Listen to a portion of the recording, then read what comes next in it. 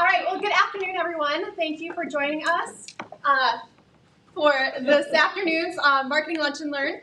I'm Trish Overturf. I'm the Marketing and Program Manager here at Valley Industrial. So I'd just like to welcome so many guests and distinguish the VIA members here today. So Kathy Gilmore, our VIA President, is in the back, excited to welcome you all as well. And so we know that today is a full house with action-packed information. So without further ado, I'm going to introduce our wonderful Kathy Steele, who is the CEO and President of VIA member Red Caffeine. They've been members for the past 3 years, and then they are also an annual sponsor of the VIA, so we are eternally grateful for their sponsorship. So, Kathy, if you want to take it away and introduce your panelists and your team that's here with you today, we'd appreciate it. Yeah, absolutely. Thanks, Trish, so much. Thank you, Kathy, for having us here today. We're really thrilled to be here, and we are going to be trying something a little different today, so I want to give everyone the lay of the land. We are going to be streaming this live, so if the tech gods are with us today, it's going to go flawless. If they're not, it won't go flawless, and it'll just be this room. So we want you guys to ask questions, but we want to hold your questions till the very end so we can have a more intimate discussion with the group here that's live. So we will go through the whole presentation, then we will close out the live stream, and then we'll ask you guys to participate in any questions that you have. So today I am joined by Tom Lefaivre. He is the CEO and President of Anchor Harvey, Rich Wozniak, Technical Service Director or Service Manager at Bales Metal Surface Solutions, and Stuart Katz from Optimas Solutions, and you are the Director of U.S. Marketing for Optimas Solutions. So we're really excited to be here today to talk about what you can do to differentiate and dominate in your space by using integrated marketing strategies. And so I'm going to kick it off by really setting the stage with something that is very typical of things that we do every day. I think that positioning sometimes seems lofty and not everybody understands the impact of positioning, but so I wanted everybody to sort of think with me about the last time they've gone into a convenience store and opened up the cooler and selected a bottle of water. So depending on what water you selected, you've likely been influenced by the brand and the positioning of those waters. So, did you pick Dasani? Did you pick Ice Mountain? Did you pick Fiji because it's really, pure? Or did you pick Smart Water because you've been influenced by Jennifer Aniston, who's beautiful and she advocates for the electrolytes in Smart Water? That same principle is in impact for manufacturers, is investing in brand, investing in your positioning statement. This is what can help differentiate your organization from the sea of waters or the sea of vanilla in your space. And so brand and positioning helps people choose you or know that you're around and what you do differently than your competitors.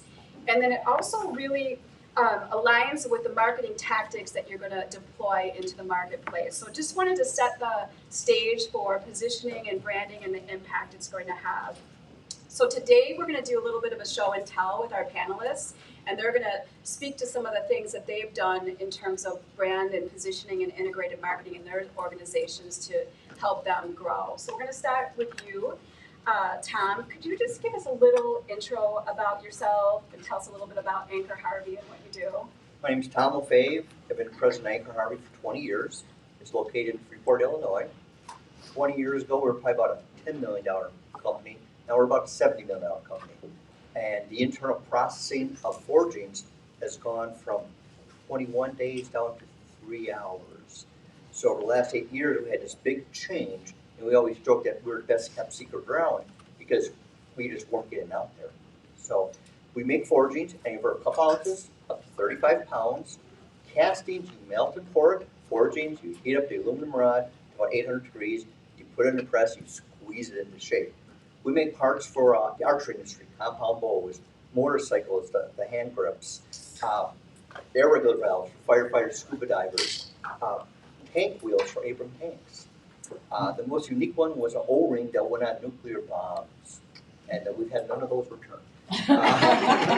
It's a wide variety. We're not tied into one industry. For us to find a new customer, because we don't have a product, we're a job shop. To find a new customer, we need someone to come to our door and say, hey, Uncle Harvey, can you make this? Or hey, Uncle Harvey, I got a bad supplier, can you make this? Or recently, people coming from overseas, coming back to the country, saying, how quick can I have this? So it's business to business, difficult in finding customers who use our products. They're out there, they're hard to find. All right, well, let's start big picture. Can you kind of talk us through the Anchor Harvey brand and positioning? I've got some graphics to share here. Can you get a little louder? Sure. Thank you. All right, for Anchor Harvey, we really didn't have a brand. We had a web page, not much more than that. We were coming out of the COVID year. We were in the COVID year in March of 2020, and we became AS 9100 aerospace certified. And a week later, they shut everything down. So our business changed dramatically. We were making air regulators and other first responder type equipment, working 7 days a week, and we had a phenomenal year, the COVID year. But our business contracted to key customers. Red Caffeine was on board, and we were just getting that whole process going of rebranding Anchor Harvey, being a technological, data-driven company. That's what we had, but going into it. That was taking place. The web page was being completely redone, being optimized, pay-per-click, the search optimization. It was becoming totally revamped at the right time. We got lucky because as 2020 went on, we got into 21. We were out there, and you could find us. And we had a different image. We looked sharp, we looked crisp. Our shop looked good, but nobody knew about it. So with Red Caffeine, with their help, our image got out there. Well, talk a little bit about the Forge for Life positioning and just that impact that it's had on your employees and the marketplace.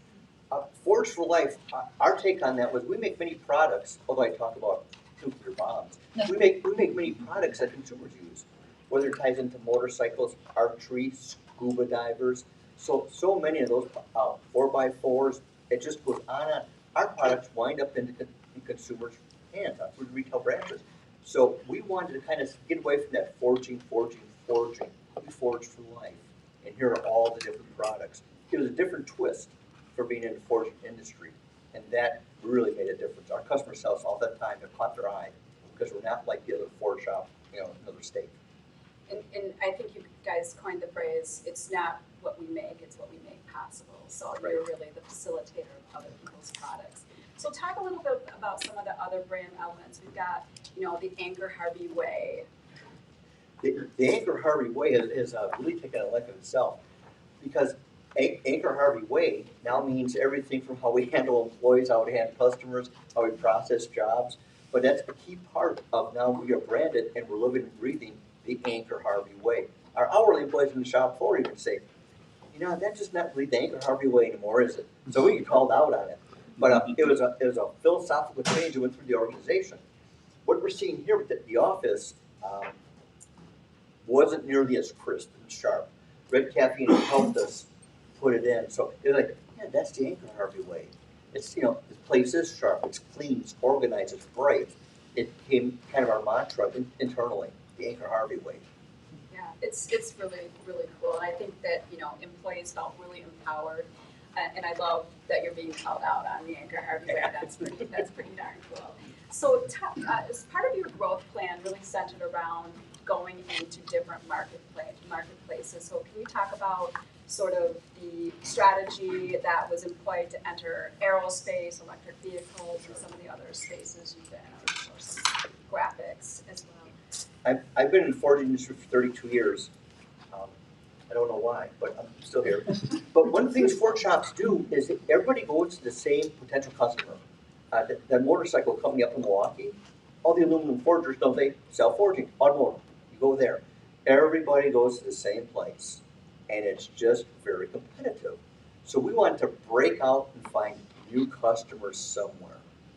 So in order to make that happen, the web page got updated, which looked really good. And from there, we started collecting data from the web page. So we started generating this list of qualified candidates that came in. And this list continues to build. We'll get maybe 40 names in a month. that are qualified. They're buying aluminum something, so they're a good prospect. And after you do this for 4 or 5 years, that database is expanding. And we don't forget about them because we remind them all the time with constant little emails and newsletters. And they do come back to life.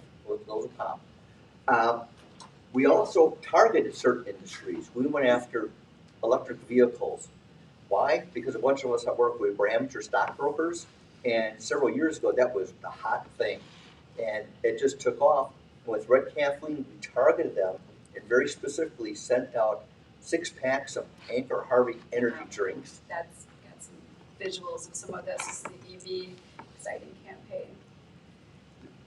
Anchor Harvey energy drinks, sought after by many. On the letter, specifically tailored, we told them how far their location was to Freeport. It's only that far away, and all of our contact information. So we did make contact with many EV folks, and in that market, there's a lot going on. So some of the EV folks at Tesla wind up at Rivian, and they know Anchor Harvey, so it's spreading. What we're bumping into is the cars are one thing. The flying cars are a whole nother thing that's behind the scenes yet. And we're heavily involved with the development of products with them. So it's coming. And that's really, I would have never thought that, but because the EV campaign, it's spread. And it is like, oh, these guys are technology sound. And flying cars, wait. Hydrogen fuel cells, they talk about electronic cars. I don't think electronic cars are gonna make it. I think we're gonna see hydrogen and fuel cars in the near future. That's what GM and Ford, that's what they're working on, and we're making prototypes for them now. So because of EV campaign, we just kind of spread out, and it got us into other areas we would never look for. That's really cool. Really cool, and I love that energy drink. It was a lot of fun. And then recently, you've been, had some interest from machine shops. We did a targeted campaign for machine shops. Why machine shops? All forgings get machined. From us, they go to a machine shop, they get machined, they'll get plated, they'll get anodized, they'll get a variety of things, and then it gets delivered to our customer. So we don't sell anything directly direct to Harley. It goes through a chain before it gets there. So we could be second or third tier. But we know machine shops get it normally first after us. So we did the research, came up with all these machine shops, and here we go. We had a landing page on the website, so we knew if they hit us, it was them.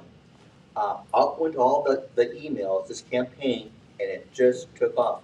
Now, controllers and owners, they like to see, okay, you sent that out and we got this work. I wish it was that easy. Right, we do too. I get salesperson. But it does pay off. We continue to get hit from that, and they remember that. So not only that, now we have machine shop, I'll call it propaganda, all over the place, along with the EV. We are all over, easy to find because of these individual campaigns. That helps us spread the tentacles throughout the web. So you plug in Anchor Harvey, we're coming up all over the place. Aluminum forgings, we come up all over the place. Our competition doesn't do that. Yeah, that's fantastic. Talk a little bit about, it's been a crazy couple of years for any business leader. So talk a little bit about why you have stayed committed to investing, even though the economy isn't always, as good as it could be. We stay committed to a couple of things. We are always recruiting for employees, and we have billboards and other things that happen all the time. We might take that budget up and down, but there's something going on all the time. The reason being is, if you don't do that, you lose the continuity. Back to marketing. I look at marketing as being a freight train going down the rails. It starts off slow, but it gets going, and all the information continues to spread. It's the way the web is. But if you stop, that train stops. And then also other people are jumping in front of you, and you're losing your spot in line. And you need to be, it's a little bit of spraying and praying, getting out there, but if you don't do it, your competition's going to do it. So we are very committed year after year, and our budgets have gone up and down a little bit, but we've been pretty committed with that dollar amount to have a presence. What's happened this year's been a phenomenal year for us. We used to always joke about it on Monday mornings. Hey, this tank company hit us. Yeah, I was thinking about them this weekend. No, we weren't. This year, we can't keep track of the new company names we've never heard of. This is the biggest year in my 32 years, I've ever seen these company names, no idea. We know the big boy, Lockheed Martin, General Motors, everybody knows those. We got names I've never heard of. Now, are they gonna be a $10 million customer? No. $1 million? Yeah, we have some of those kind of floating out there. So, but it's having that presence, it's taken some time, really about 3 good years of building that database and now constantly working that database. And so you plant seeds, you harvest later.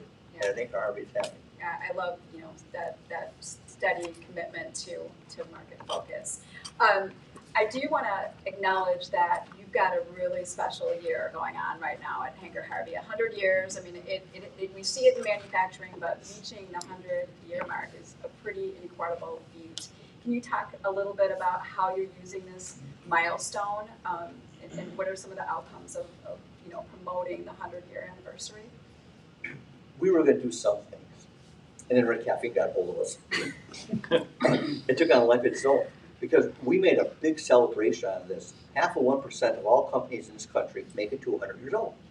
So let's make a big deal because we're going to get material out of this that's going to go on the web page, Facebook, and here we go. So we have done a variety of different things. One of the coolest things I thought we did is we did 100 acts of random kindness in the Freeport community. What does that mean in English? The HR people went out, and if you were at a gas station putting gas in, you got an Anchor Harvey Act of Kindness card, and we paid for gas. That's really cool. We did that at grocery stores. We did it for key nonprofits. The fire department got pizza. We were all over the place doing little things, and the whole town buzzes about Anchor Harvey. Many people didn't know that little Ford shop in the south side of town. They know us now. We get thank you letters. We get people coming to fill out applications because of what they heard about Anchor Harvey. So it was really, at first I was like, really? Yeah, it worked. Yeah, the media coverage has been incredible. It's even been cool to see some of your employees get recognized and be able to tell their story, and that's been awesome. It's really good for the manufacturing community. All right, well, let's talk about impact. Everything does have to come back to some type of impact for the organization. So talk through some of the Well, I'll look at these numbers for a second. I'll tell you what's happening this year. A good year is really like 3 or 4 new customers. That's a good year. Halfway through the year, we had 9 new customers. Halfway through the year, we had 30 new jobs. A good year is maybe 40 new jobs for the entire year. So this year, we've been on fire with new customers and new jobs, and most of these customers, never heard of them before. So, and that kind of ties back into all this. Our sales have increased 67% in 5 years, and it's been a tremendous growth. It's been crazy. Yeah, that's crazy. Yeah, we're looking to add on a 45,000 square foot building, a press from Japan, and we're on the verge of this big expansion because we need a bigger ship. It's got to be big. Qualified leads have jumped dramatically because of the source we use to screen the leads off of our webpage. And they can filter out, they learn after a while, hang on, that was a college asking a question. That's somebody asking for insurance, but they hone in on what a good lead is. And so the leads we're getting are very good. They go into our database. It took a little bit of time, but they got better and better and better. Website visitors, I used to joke that's my mom clicking it on. Not anymore. Those numbers have gotten huge. And our website's updated all the time. It needs to be. We have articles, we have videos, because for Google to have your search engine get you higher, Google's looking for more activity from the company on your webpage. So if you're snoozing, you're losing, you're going to fall back to page 18. With Red Caffeine, we have a very active webpage. It's changing all the time.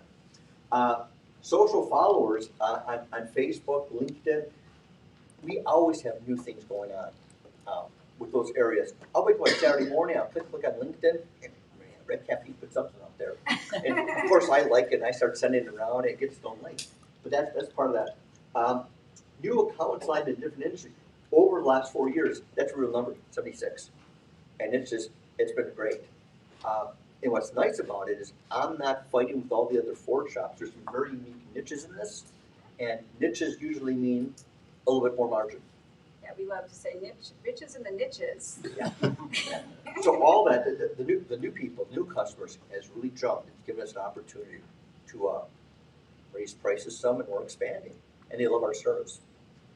Yeah, it's been a great collaboration. You guys do a lot of great things internally as well. So, all right, Tom, thanks so much. I'm going to switch gears. And Rich, you're up. Can you tell us a little bit about yourself and Bales? Sure. My name is Rich Wozniak, a technical service manager for Bales Metal Surface Solutions.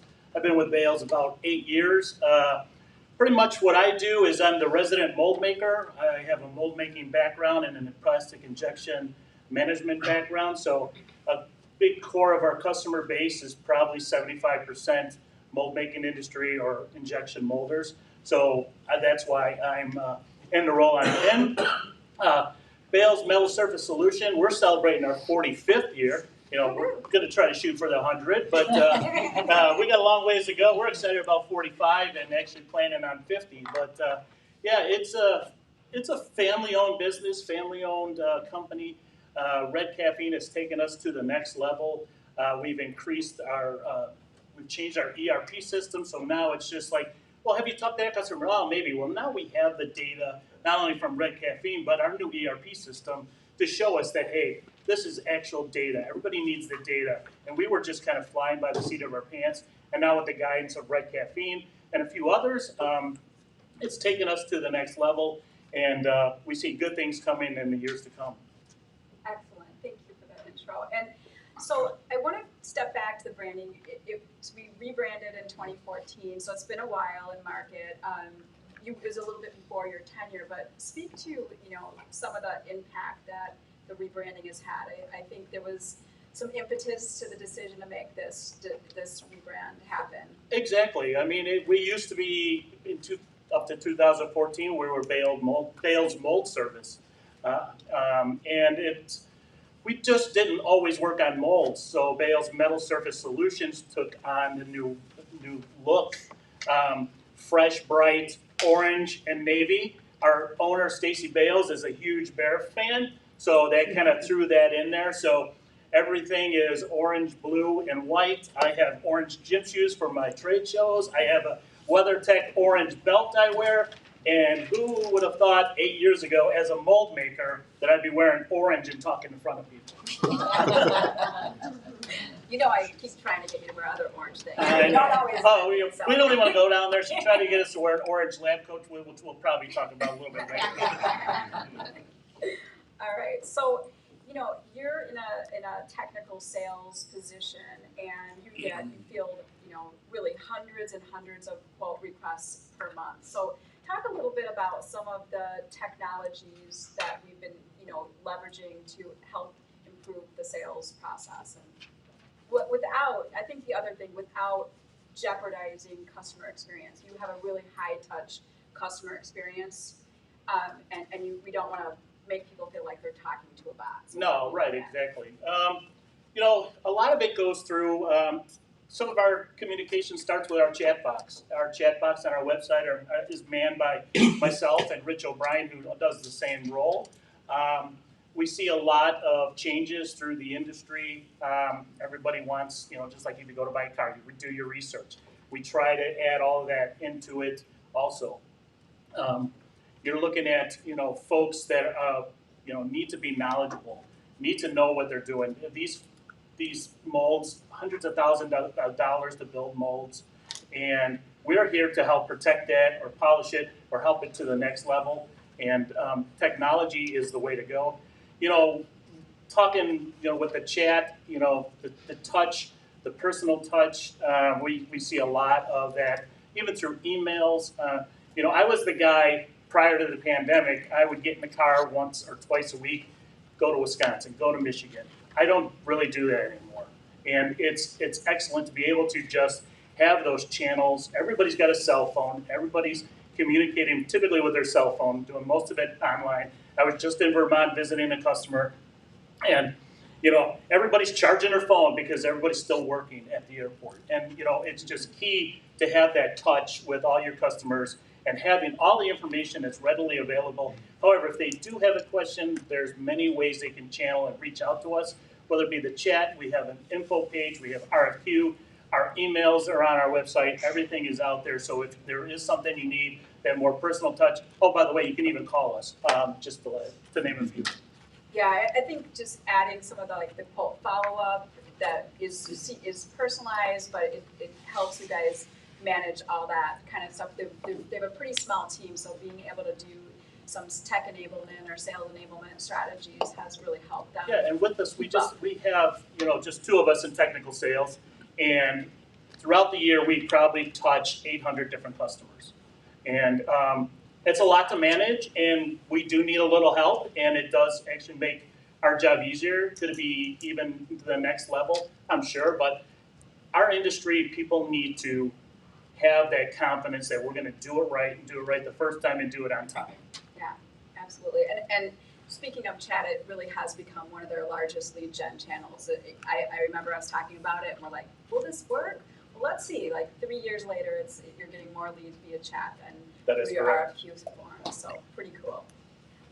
So the old way of selling, as you spoke to, really did require a lot of site visits. And so talk a little bit about some of the other technologies you've invested in developing in the last few years to help improve customer experience, but via technology. Sure.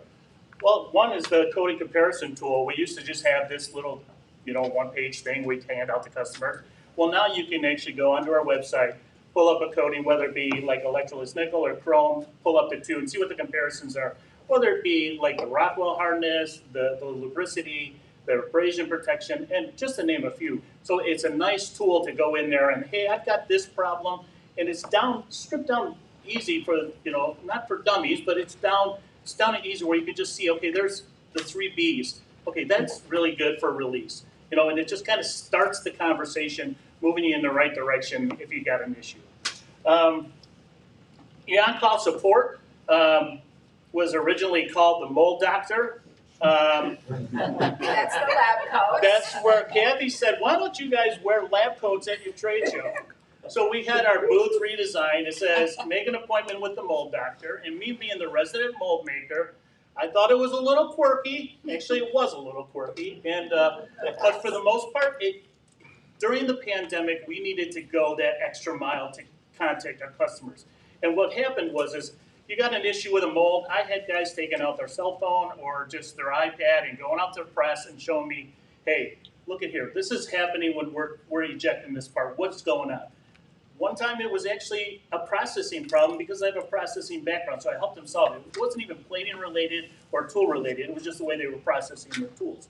So it was a great tool in the beginning, and then all of a sudden it kind of got stagnant. So then we went to the on-call support. And to be honest with you, all of a sudden it has really jumped. When we got rid of the mold doctor and all the cutesy, 15-minute telemedicine, here we are. I can solve your problems. You'll lose weight tomorrow. But no, the on-call support has really helped us, and it's definitely starting to take a change now that we've recently just kind of updated that. And then we also, in our industry, plastic injection molders, cycle time is key, or even in any thing. You just got to make the parts faster, make them efficiently. What we did is we put together this cycle time calculator. You make an X amount of parts, X amount of cavities on a tool, and just giving them a little down and dirty. Okay, if you did this, if we NIBOR coated, for example, your tool, you may increase that by 10%. And then it showed them what the value is of that. And I think it's an excellent tool, and it opens the conversation because, not only do we solve problems with tooling issues, with release and things like that, but when you go to somebody that says, okay, I can make 1,000 more parts an hour or whatever it may be, it's huge in our industry. Yeah, it's, with lead times as they are, any kind of production increase is really, really valuable to organizations. So we just recently did a voice of customer survey. Talk a little bit about some of the things, like the key learnings from that survey. Well, surprisingly, from the survey, we thought we were going to get X amount of some of our top tier customers to respond, but it actually wasn't. It was more of the middle tier. Like I said, we have about 800 customers a year, and the ones that replied were kind of surprising, but everything goes into lead time. As part of our service, polishing and plating, we're last in line in a mold build, so typically the time is already used up. So it's ideal that, hey, we need this tomorrow. Well, we can't do it tomorrow, but we have made great strides with our new ERP system and some changes operationally. And we're also moving some of our lines to streamline some things. So it's made a huge difference, and everybody's talking lead times in our industry. Yeah. For us, it really produced a lot of content ideas. So, obviously, no brainer. Talk to your customers and ask them what their other challenges, and it really, really helped us kind of think about what we're going to put into the plan for the back half of the year. Well, let's talk about impact. I mean, what has happened in the last few years? Well, we're off to a good start for the most part. It's kind of slowed down a little bit here, but for the most part, exceeded the target by 13% revenue increase last year. We have a larger target for 2023, which is it's going to be a challenge. However, it's something we've got to do with the help of Red Caffeine and some of the streamlined things. Getting they help us with our LinkedIn a little bit. We post a lot on LinkedIn ourselves. Our website, we've got a lot of tutorial videos and things like that. Our minimum size order typically was, we did a lot of what they called minimum charge jobs, and it was just kind of, if you go back to, I'm a former ITW employee, the 80-20 rule, and they drilled that in your head. So it's important that we, work on that target order size, in our quotes. When we quote, we're shooting for a certain dollar value of a quote. A large percentage of, like I said, was lower value quotes and jobs. And then, incredible. 5 days lead time for our electroless nickel products lines. There is an added, if you needed to say masking, it may add some time to it. Even what's not up there is our chrome lead times have been streamlined down to about 7 days, where in 2022 or 2021, we were almost at 3 weeks. And if somebody is building a tool, they don't have 3 weeks to get something chromed or plated.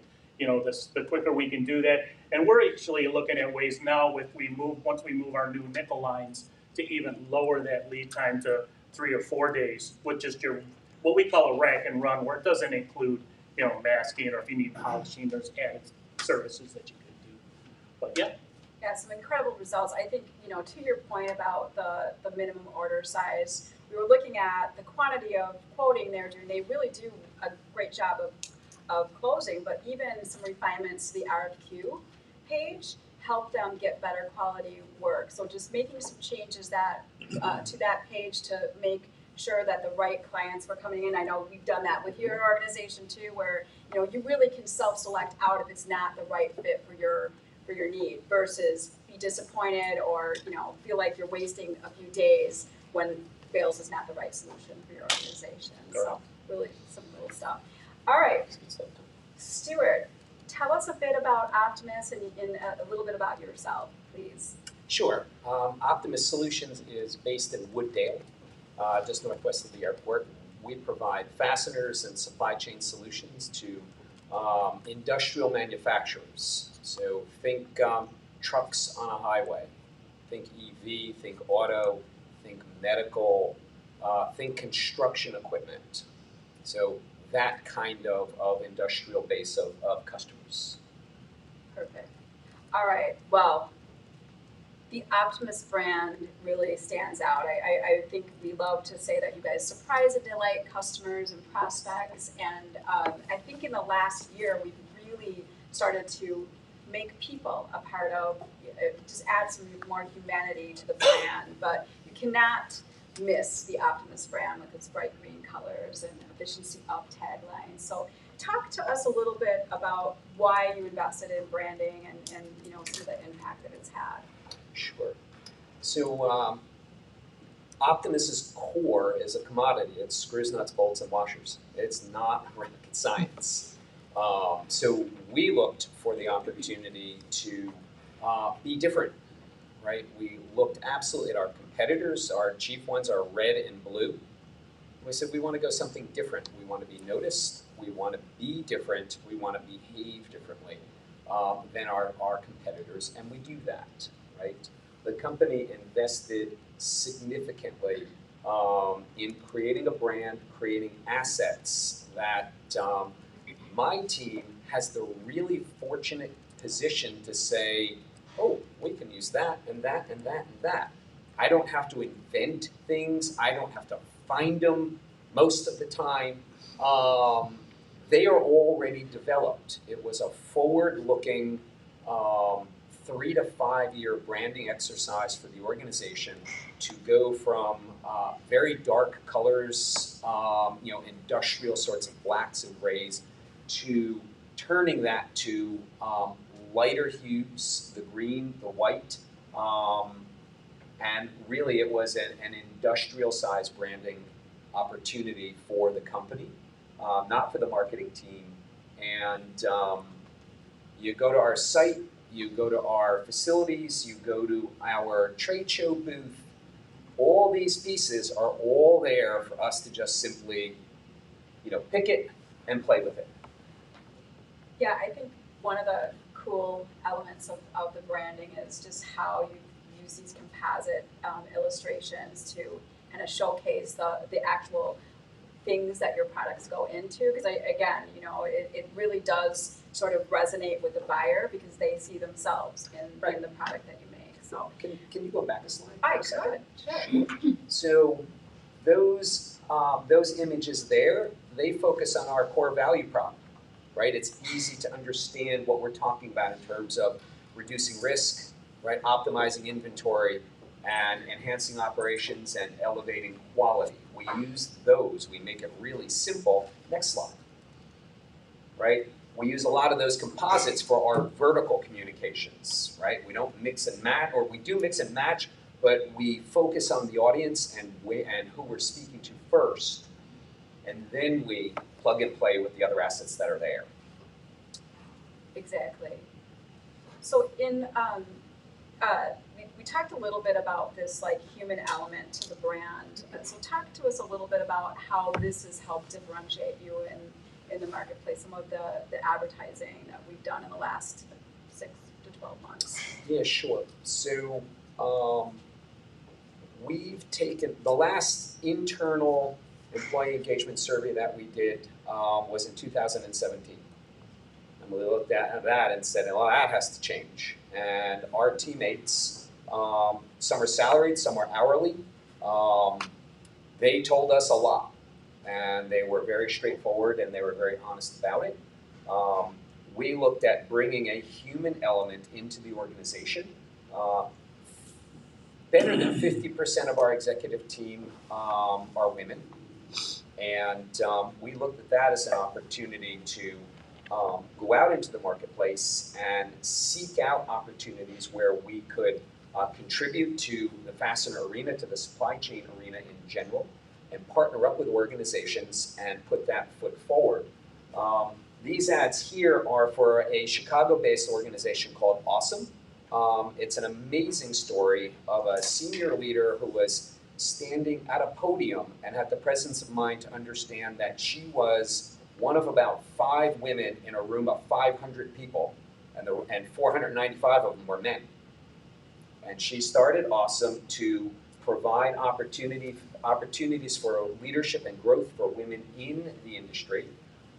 We signed on to that value prop, and we're now advertising in their journals, their event publications about the human side of supply chain, right? None of us want to go to the market and our favorite food is not on the shelf, right? The human side of supply chain is an element of our brand, absolutely, both externally and internally. Yeah, I love how these composite ads and the ad content really highlighted women in manufacturing and the career opportunities, and it really is cool to hear those stories so that other women think about the opportunities they might have in this space. And then we recently this just got published and just recently went live, right? Yes.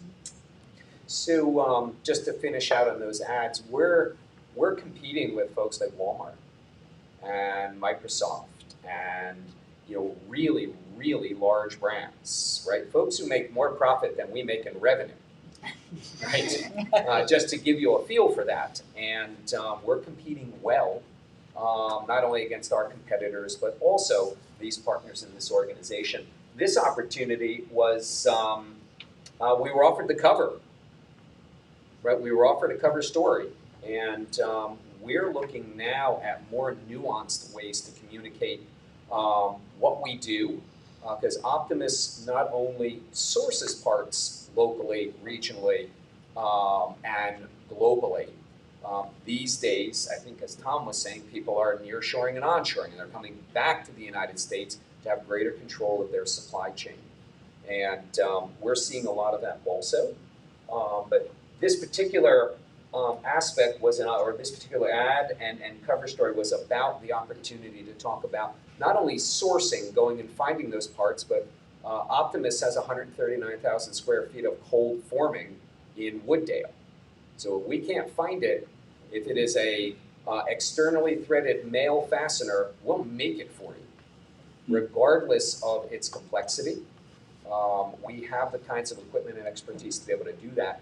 That is, there's maybe only 4 or 5 organizations in the world that have both of those capabilities.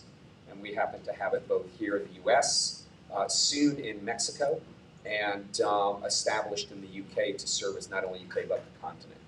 So sourcing and manufacturing now are complementary for Optimas customers, not competitive. Right, and I love it. I think this, I mean, I hate to toot our own horn, but I do feel like this nailed it. You know, just this very simple visual that can kind of tie those two worlds together. It's not always easy to make something that dramatic, or, you know, like that complex, as simple as that. So I think this really was Our cool. visual of a guy in a sport coat as well as a vest, that's our audiences.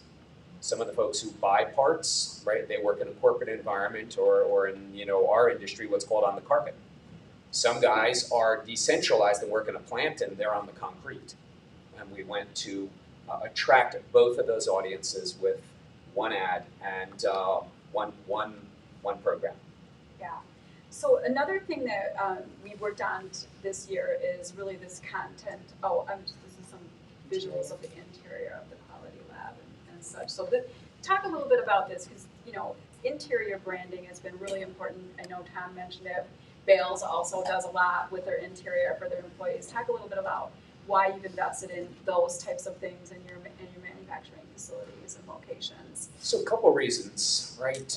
Safety, right? The safety of our people is 100% the most important thing. We don't want anyone hurt. We don't want them out of their role, out of their lives, right? We don't want people hurt, so we take safety really, really seriously.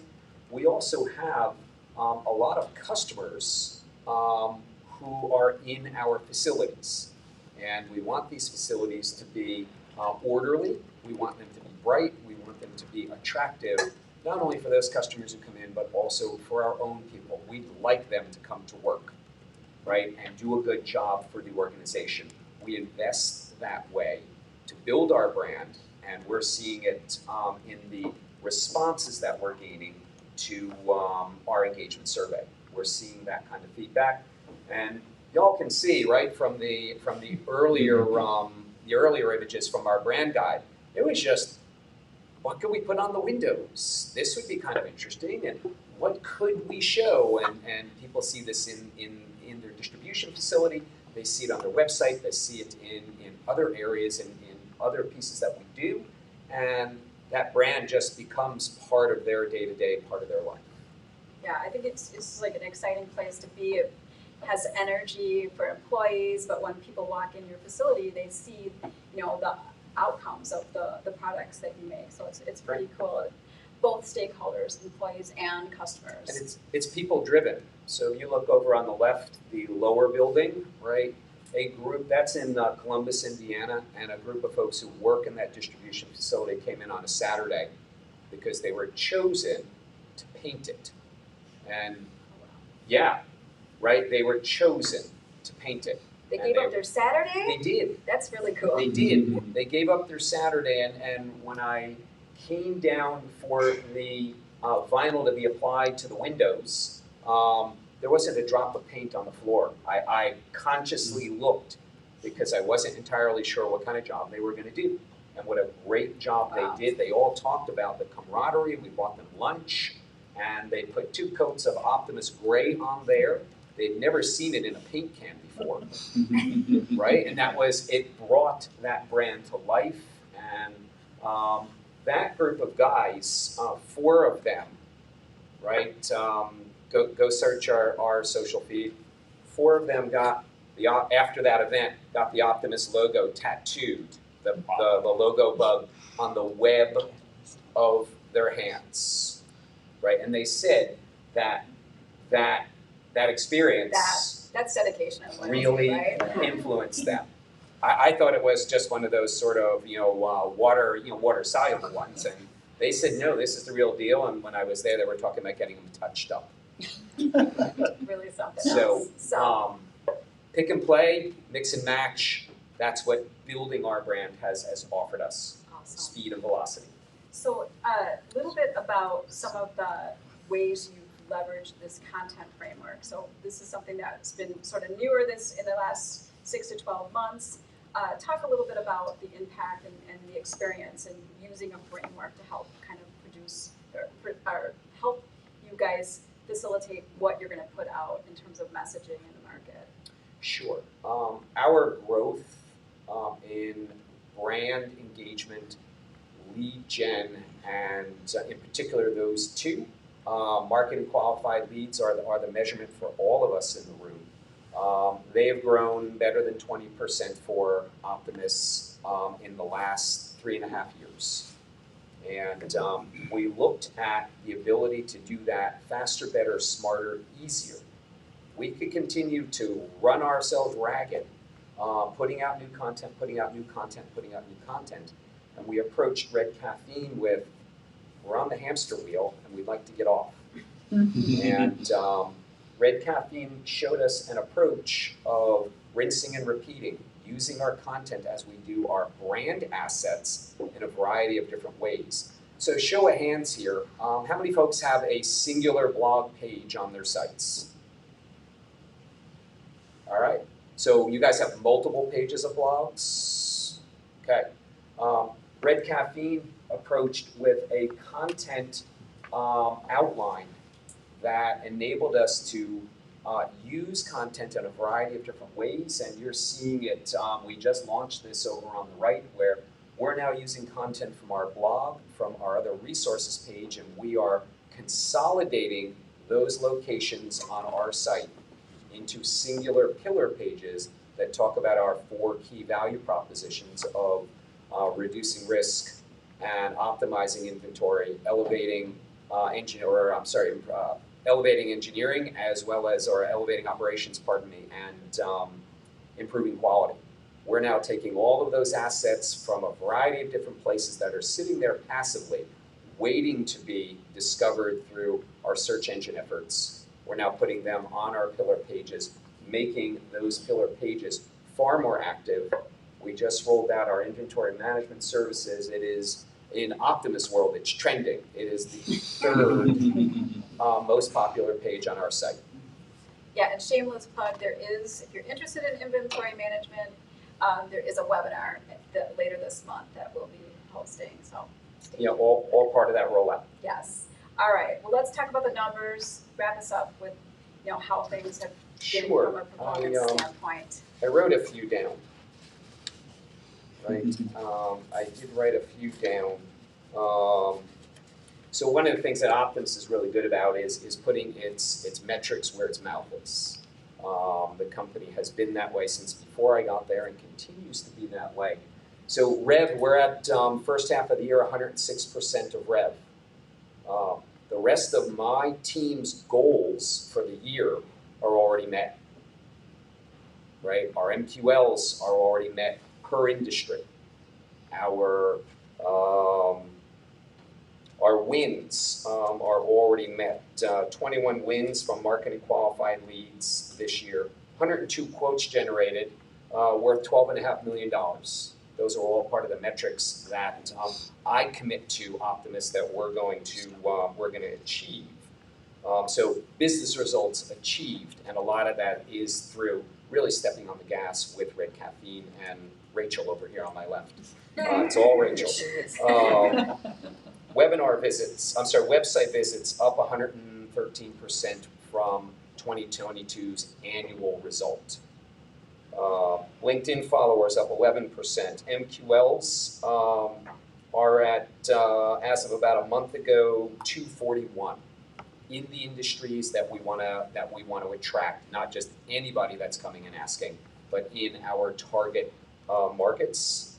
42% of those turn into quotes. Everybody can do the math, right? 20% of those turn into wins, and that's the first half alone.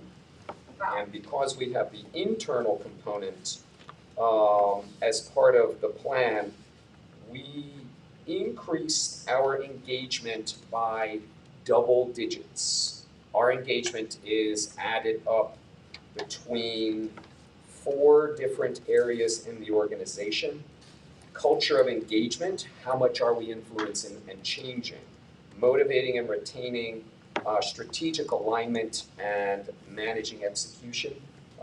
We're up double digits compared to last year's survey, and I didn't do the math for the 2017 survey, right? So both internal and external are up significantly because of the work that we're doing. Wow, I was just happy about being up at plan for 106% of plan. So thanks for sharing some additional math with us today. So I think what we're going to do is we're going to wrap up the streaming part of our session today, so we can open it up to internal questions. But thanks everyone who's joined us on the live stream. We really appreciate you participating today, and we will see you hopefully tomorrow on the live stream for Business as Usual.